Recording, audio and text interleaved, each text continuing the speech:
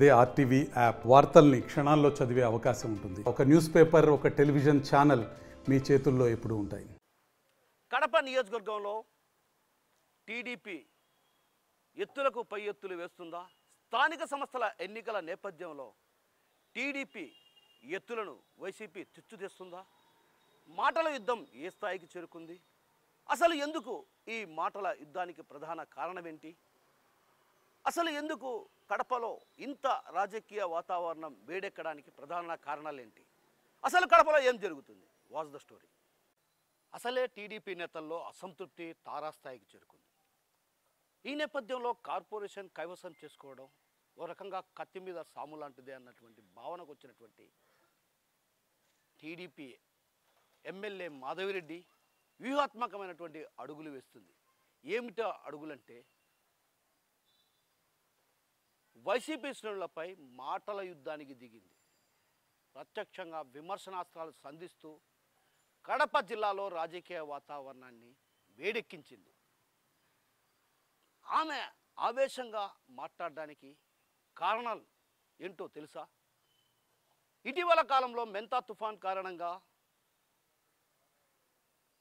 కడప నగరంలో జలప్రళయం కాబోతుందంటూ కూడా సంకేతాలు వచ్చాయి. ఆ నేపథ్యంలో అటు టీడీపీ వైసీపీ శ్రేణులు ఇద్దరూ కూడా పోటాపోటీగా ఆయా వార్డులలో తిరిగి మెంతా తుఫాన్ ప్రభావం లేకుండా చర్యలు తీసుకోవడం జరిగింది. ఇక్కడ ప్రధానంగా కమిషనర్ కృషి చాలా గొప్ప కృషి చేశారు. సో అయితే కమిషనర్ అంటే అధికారి కాబట్టి ఇక్కడ ఆ సందర్భంగా టీడీపీ నేతలు ఓ ప్రాంతానికి వెళ్ళినప్పుడు కార్పొరేటర్కు టీడీపీ నేతలకు మధ్య చిన్న వాగ్వివాదం జరిగింది. ఆ వాగ్వివాదమే అగ్గికి ఆజ్యం పోసింది. ఎమ్మెల్యే మాధవిరెడ్డి ఆవేశానికి కారణమైంది. అతనిపై ఎస్సీ ఎస్టీ యాక్ట్ కేసు నమోదు చేయడం, ఆ తర్వాత మైనారిటీ నేతలంతా కూడా సమావేశమై చర్చించిన నేపథ్యంలో అంజాద్ బాషా, నువ్వు ఒక్కరివే ఉన్నావు కదా, ఒక మాట ఫోన్ చేసి ఉంటే వందల మంది అక్కడికి వచ్చేవాళ్ళం కదా అన్నటువంటి వ్యాఖ్యలు ఆమె సీరియస్గా తీసుకున్నారు. అందుకే ఆగ్రహావేశాలతో ఊగిపోయారు. అంతేకాదు 200 మందితో కాదు భాయ్, 2000 మందితో రా అంటూ కూడా సవాల్ విసిరారు. బేవకూఫ్ అంటూ కూడా వ్యాఖ్యలు చేశారు. ఓ రకంగా దోచుకున్నారంటూ పదే పదే ఆమె వ్యాఖ్యలు చేస్తూ పోయారు. మరోవైపు మాజీ మేయర్ సురేష్ బాబు పైన కూడా తీవ్రమైనటువంటి విమర్శలు చేశారు. సో ఈ విమర్శలన్నీ కూడా ఒక్కసారిగా వైసీపీ శ్రేణులు కూడా తీవ్రమైనటువంటి విమర్శలు చేశారు. తన కార్యకర్తకు అన్యాయం జరిగితే తాను ఖచ్చితంగా వేలాది మందితో వస్తానంటూ కూడా మాజీ డిప్యూటీ సీఎం అంజాద్ బాషా చెప్పారు. సో ఇదంతా ఒక ఎపిసోడ్ ప్రకారమే జరుగుతున్నటువంటి వాదనలు కూడా బలంగా వినిపిస్తున్నాయి. అయితే గతంలో ఎన్నికల సందర్భంగా ఆమె ఇదే తరహాలో దూకుడు పెంచడంతోనే తాను గెలిచానని ఆమె భావిస్తున్నట్లు రాజకీయ విశ్లేషకులు చెప్తున్నమాట. అదేవిధంగా చంద్రబాబు కూడా తరచుగా మాధవిరెడ్డి లాంటి మహిళను ఆదర్శంగా తీసుకోవాలంటూ కూడా ఆయన పలు సభల్లో కూడా చెప్పినటువంటి సందర్భం. సో ఇది మరింత ఆమెకు బలాన్ని చేకూర్చింది. అందుకే ఆవేశంతో, ఆగ్రహావేశాలతో తీవ్రమైనటువంటి విమర్శలు గుప్పిస్తున్న పరిస్థితి. అయితే ఆమె చేసినటువంటి విమర్శలపై కొందరు పార్టీ శ్రేణులు సైతం తప్పుపడుతున్నారు. ఎందుకంటే ఆమె చేసినటువంటి వ్యాఖ్యలు ఏవైతే ఉన్నాయో అవి వ్యక్తిగతంగా దాడికి దిగినటువంటి ఆరోపణలు కూడా అటు పార్టీ శ్రేణుల నుంచే వినిపిస్తున్న పరిస్థితి. మరోవైపు సీనియర్లు కూడా, పెద్ద ఎత్తున సీనియర్లు ఉన్నా కూడా సీనియర్లు కూడా ఆమె వ్యవహార శైలిని తప్పుపడుతున్నారు. అంటే తరచుగా ఆమె ఈ విధంగా వివాదాస్పద వ్యాఖ్యలు చేయడం, ఆ తర్వాత పొలిట్ బ్యూరో సభ్యులు శ్రీనివాసులు రెడ్డికి కూడా కొంత తలనొప్పిగా మారిందన్నది రాజకీయ వర్గాల్లో వినిపిస్తున్నటువంటి మాట. కార్పొరేషన్ ఎన్నికల నేపథ్యంలో ఒక రకంగా కవ్వింపు చర్యలకు పాల్పడితే ఖచ్చితంగా కేసులు నమోదైతే, కేసులు నమోదైన వారు పోటీ చేయరన్నటువంటి భావనలో టీడీపీ ఈ విధంగా వ్యూహాత్మకమైనటువంటి అడుగులు వేస్తుంది. సో ఆ అడుగులను కూడా వైసీపీ శ్రేణులు తిప్పికొట్టే పరిస్థితి కనిపిస్తుంది. మరోవైపు ఆమె చేసినటువంటి వ్యాఖ్యలు ఇప్పుడు రాజకీయ వర్గాల్లో కూడా ప్రధానంగా చర్చకు దారితీస్తున్న పరిస్థితి. ఎక్కడ చూసినా ఆమె చేసిన వ్యాఖ్యలు పైన కూడా పలువురు చర్చించుకుంటున్న పరిస్థితి. అంటే ఆమె ఈ వ్యాఖ్యలు చేయడం సరైన పద్ధతి కాదు. అంటే అభివృద్ధిపై దృష్టి పెట్టాల్సినటువంటి ప్రజాప్రతినిధులు ఈ విధంగా వ్యక్తిగత విమర్శలు చేయడం, 100 మందితో వస్తావా, 200 మందితో వస్తావా, వేలాది మందితో రా అంటూ సవాళ్ళు విసరడం సరైన పద్ధతి కాదంటూ కూడా రాజకీయ వర్గాలలో వినిపిస్తున్న పరిస్థితి.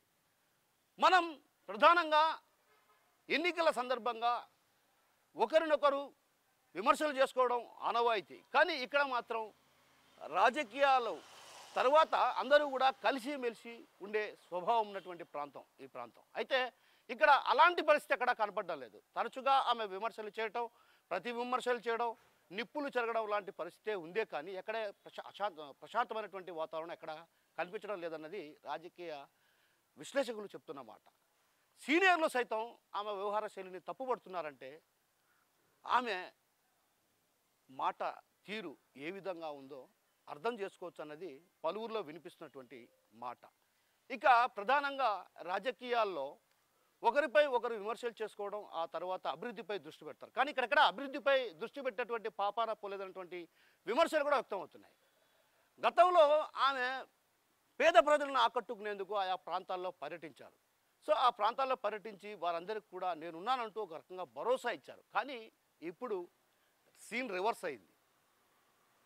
అక్కడ ఏదైతే నగరంలో ఉన్నటువంటి విలీన పంచాయతీల్లో ఇప్పటికి కూడా మౌలిక సదుపాయాలకు నోచుకునేటువంటి పరిస్థితున్న నేపథ్యం. ఆ నేపథ్యంలో వాటిపై దృష్టి పెట్టాల్సినటువంటి ఎమ్మెల్యే ఇక తరచుగా వైసీపీ నేతలు టార్గెట్ చేసుకొని మాట్లాడడం పైన కూడా పలు విమర్శలు కూడా వ్యక్తం అవుతున్నాయి. ఎందుకంటే అభివృద్ధిపై దృష్టి పెట్టాలి. గతంలో కూడా ఆమెను ఏదైతే ఎమ్మెల్యేగా ఎన్నుకుంటానంటే అంజాద్ బాషాపై ఉన్నటువంటి వ్యతిరేకతతో పాటు మైనారిటీ వర్గాలు కూడా ఆమెకు వెన్నుతట్టి ప్రోత్సహించినటువంటి పరిస్థితి. అయితే మైనారిటీలకు ఓ రకంగా నగర అధ్యక్ష పదవిని కట్టబెట్టడం జరిగింది. అయితే ఇక్కడ మైనారిటీ వర్గానికి అధ్యక్ష పదవి ఇచ్చినా ఆయనకు సరైన గౌరవం లేదన్నటువంటి విమర్శలు కూడా వినిపిస్తున్నాయి. ఎందుకంటే తన చుట్టూ ఉన్న వారంతా కూడా రెడ్డి సామాజిక వర్గానికి సంబంధించిన వారే, ఆ కోటరీ మాత్రమే కనిపిస్తుందే తప్ప ఇతర సామాజిక వర్గాలు ఎక్కడా కూడా పక్కన కూర్చోబెట్టుకునే పరిస్థితి లేదన్నటువంటి విమర్శలు వైసీపీ శ్రేణుల నుంచి వినిపిస్తున్నాయి. సో ఈ నేపథ్యంలో ఆమె కూడా కొంత తన తీరు మార్చుకోవాల్సినటువంటి అవసరం ఎంతైనా ఉందని రాజకీయ వర్గాల్లో రాజకీయ విశ్లేషకులు చెప్తున్నమాట. ఎందుకంటే ఇక్కడ తన తీరు మార్చుకొని అభివృద్ధిపై కాన్సన్ట్రేషన్ చేయాల్సింది పోయి రెచ్చగొట్టే వ్యాఖ్యలు చేసి కడపను ఏం చేయాలనుకుంటున్నారన్నటువంటి భావన ఓ రకంగా పలువురిలో వినిపిస్తున్నటువంటి పరిస్థితి. సో ఈ క్రమంలో అటు గతంలో ఎమ్మెల్యేగా పోటీ చేసిన సందర్భంలో కూడా ఆమె పలు సందర్భాల్లో కూడా కొంత ఏదైతే విలీన గ్రామ పంచాయతీల్లో మురికివాడల్లో సైతం తిరిగింది. ఇప్పుడు వర్షాలు పడిన ప్రాంతంలో ఆమె పర్యటించినప్పుడు అక్కడ ఉన్నటువంటి ప్రజలన్నమాట ఏంటంటే ఆమె ఆటోలో తిరిగి వెళ్ళారు అన్నటువంటి ఆరోపణలు చేస్తున్నారు. అంటే ఒక ప్రజాప్రతినిధిగా ఎన్నుకున్న తర్వాత ఆ తర్వాత తీరు మారింది.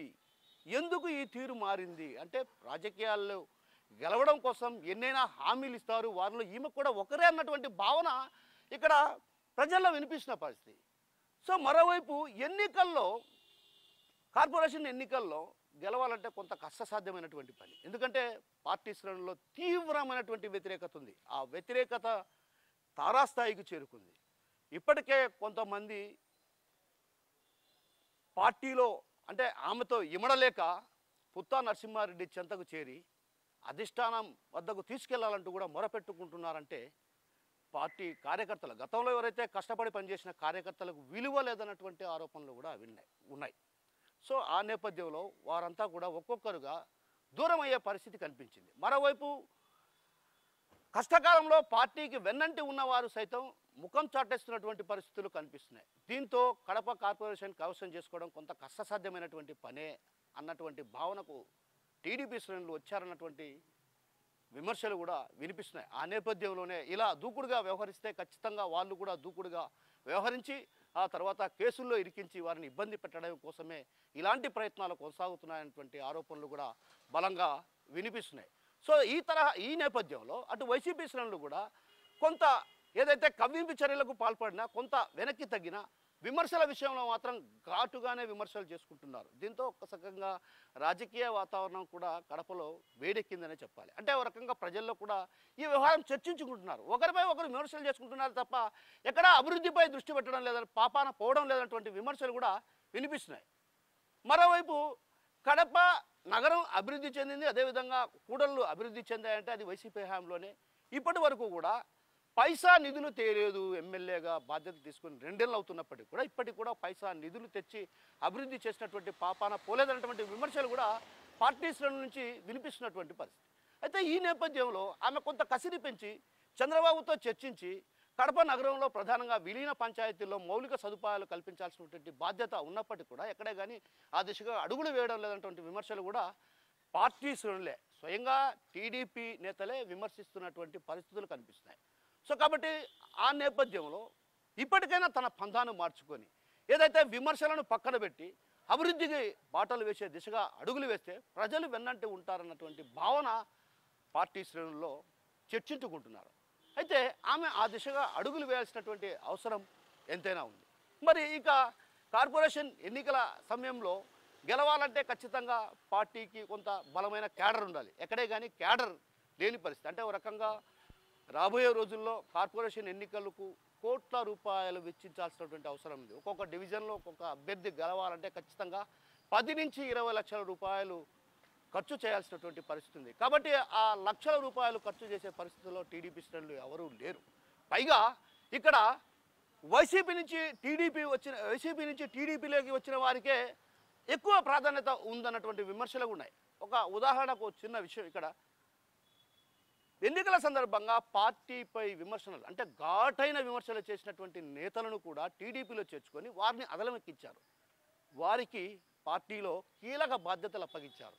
ఇలా కీలక బాధ్యతలు అప్పగించిన నేపథ్యంలో పాత కార్యకర్తలను పూర్తిగా పక్కన పెట్టారు. గతంలో ఏదైతే నగర అధ్యక్షుడిగా ఉన్నటువంటి సానపురెడ్డి కొండారెడ్డి కావచ్చు, అదేవిధంగా నగర మహిళా అధ్యక్షురాలుగా ఉన్నటువంటి మురికినాటి సునీత కావచ్చు, వీరిని పక్కన పెట్టారు. ఇతర వర్గాలను ప్రోత్సహించు వచ్చారు. అంటే ఇక్కడ బలిజ సామాజిక వర్గం ఓట్లు కీలకం. సో బలిజ సామాజిక వర్గంగా కూడా ఒక రకంగా దూరమైనటువంటి పరిస్థితి కనిపిస్తుంది. ఒకవైపు పార్టీలో పదవులు దక్కడం లేదు, మరోవైపు నామినేట్ పదవులు దక్కనప్పుడు పార్టీ కోసం ఎందుకు కష్టపడాలి? ప్రాణాలను సైతం పన్నంగా పెట్టాల్సినటువంటి అవసరం ఏంటి? కష్టకాలంలో పార్టీ కోసం పనిచేసిన మేము అధికారంలోకి వచ్చినా కూడా ఎందుకు తమకు ప్రాధాన్యతనివ్వడం లేదు? కనీసం గౌరవం కూడా దక్కని పరిస్థితి ఉన్నప్పుడు ఈ పార్టీలో ఎందుకు మనం పనిచేయాలి? పార్టీ కోసం పనిచేయాల్సినటువంటి అవసరం ఉందా అన్నటువంటి భావన కూడా కొందరు నేతల్లో వ్యక్తమవుతున్న పరిస్థితి. సో వారందరినీ కలుపుకొని ఒక తాటిపై నడిపించాల్సినటువంటి పరిస్థితి ఉన్నప్పటికీ కూడా ఆ దిశగా ఎక్కడ అడుగులు పడడం లేదు. ఎందుకంటే జిల్లా ఇన్ఛార్జి మంత్రిగా ఉన్నటువంటి సవిత కూడా ఆ దిశగా దృష్టి పెట్టినటువంటి పాపాన పోలేదన్నటువంటి విమర్శలు కూడా ప్రధానంగా వినిపిస్తున్నాయి. మరోవైపు అధిష్టానం కూడా కడపలో తరచుగా వివాదాలకు కేంద్ర బిందువుగా మారుతుంది. అదేవిధంగా ఆమె చేసినటువంటి వ్యాఖ్యలు కూడా ఒక రకంగా రాజకీయ వర్గాల్లో విమర్శలకు దారితీస్తున్న నేపథ్యం. అయితే ఎందుకు దీనిపై అధిష్టానం దృష్టి పెట్టడం లేదు? కార్యకర్తలు ఒక్కొక్కరు దూరం అవుతున్నారు, అంటే పార్టీకి దూరం అయ్యే పరిస్థితి కనిపిస్తుంది. సో ఇలాంటి పరిస్థితుల నేపథ్యంలో ఎందుకు గడ్డు కాలంలో దాదాపు దశాబ్దాల కాలంగా కూడా ఇక్కడ కడపలో టీడీపీ పాగా వేసినటువంటి సందర్భాలు లేవు. అలాంటిది ఆ చరిత్రను తిరగరాసిన నేపథ్యం. అంటే ఒక రకంగా కార్యకర్తలే కష్టపడి పార్టీని గెలిపించుకోవాలి. ఏదైతే చంద్రబాబు తానులో మార్పు కనిపిస్తుంది, నేను పార్టీ కార్యకర్తలే నాకు దేవుళ్ళు లాంటి వాళ్ళని వ్యాఖ్యలు కూడా చేయడం జరిగింది. ఇదే పుత్తా నరసింహారెడ్డి ఎస్టేట్లో 4th జోన్ సమావేశంలో కూడా ఆయన ఇకపై నేను మారాను, కార్యకర్తలకు అండగా ఉంటానని కూడా భరోసా ఇచ్చారు. అయితే ఆ నేపథ్యంలో అధికారంలోకి వచ్చాక కొంత తీరు మారిందన్నటువంటి విమర్శలు కూడా వినిపిస్తున్నాయి. ఎందుకంటే అధికారంలోకి వచ్చినంత వరకు చంద్రబాబు ఇలాంటి వ్యాఖ్యలు చేస్తారు, ఆ తర్వాత కార్యకర్తలను కొట్టినా తిట్టినా వారిని నెట్టేస్తున్నా పట్టించుకోరన్నటువంటి విమర్శలు పార్టీ శ్రేణుల్లో నుంచే వినిపిస్తున్నాయి. సో ఈ క్రమంలో పార్టీ ఇంత పెద్ద ఎత్తున పార్టీలో వ్యతిరేకత ఉన్నప్పటికీ కూడా ఎందుకు అధిష్టానం ఆ దిశగా అంటే ఒక రకంగా సమస్యను పరిష్కరించే దిశగా ఎందుకు అడుగులు వేయడం లేదు? అంటే కడపను పూర్తిగా వదిలేశారా అన్నటువంటి విమర్శలు కూడా ప్రధానంగా వినిపిస్తున్నాయి. ఇప్పటికైనా మంత్రి సవిత కావచ్చు, అదేవిధంగా అధిష్టానం దీనిపైన దృష్టి సారించకపోతే మళ్ళీ 2019 ఘటనలే పునరావృతమవుతాయి. కార్పొరేషన్ కైవసం చేసుకోవాలంటే కలిసికట్టుగా పనిచేయాల్సినటువంటి అవసరం ఉంది. అదేవిధంగా వ్యక్తిగత విమర్శలను పక్కన పెట్టి మేమేం చేయబోతున్నాం, మనం ఏం చేయబోతున్నాం అన్నటువంటి విషయాన్ని ప్రజలకు స్పష్టతగా ఇవ్వాల్సినటువంటి అవసరం ఉంది. ఎన్నికల సందర్భంగా ఇదే హామీనిచ్చే ఆమె ఎమ్మెల్యేగా గెలుపొందారు. ఆ తర్వాత వీటిని విస్మరించారు అన్నటువంటి విమర్శలు కూడా ఉన్నాయి. కాబట్టి ఎమ్మెల్యే మాధవిరెడ్డి కూడా అభివృద్ధిపై దృష్టి సారించి విమర్శలను పక్కన పెట్టి ఏదైతే మురికివాడలు ఉన్నాయో ఆ మురికివాడల్లో నివసిస్తున్నటువంటి వారి జీవన విధానాల్లో మార్పు తీసుకురావాల్సినటువంటి అవసరం ఎంతైనా ఉంది. అంటే కడప కార్పొరేషన్ పరిధిలో కోట్ల రూపాయల నిధులు ఉన్నాయి. ఆ నిధులన్నీ కూడా కార్పొరేటర్లు గతంలో ఆ పనులు చేసేవారు. ఆయా ప్రాంతాల్లో వాళ్ళు ప్రాతినిధ్యం వహిస్తున్నటువంటి ఆ ప్రాంతాల్లో అభివృద్ధి చేసేవారు. ఆ నిధులను కూడా ఇప్పుడు ఎమ్మెల్యే మాధవిరెడ్డి రిబ్బన్లు కటింగ్ చేస్తున్నారు. తను పావల నిధులు కూడా ఎక్కడ తెచ్చినటువంటి పాపాన పోలేదు.